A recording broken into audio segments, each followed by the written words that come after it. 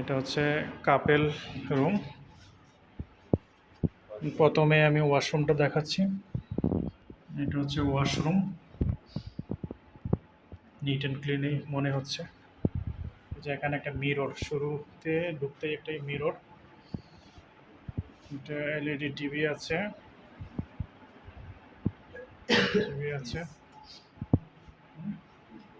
হ্যাঁ একটা mini fridge আছে এখানে, একটা মিনি ফ্রিজ, একটা কাপেল বেড,